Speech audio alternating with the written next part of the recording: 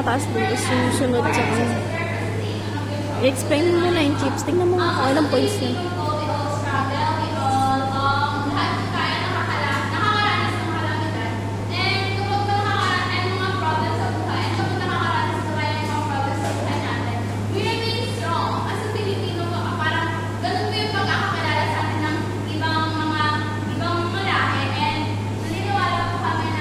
Yung 120 points, tag-iisa sila lang. Tapos yung, ano mo nga kay sir? Nakapa natin yung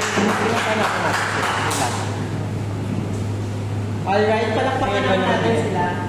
Ano sila?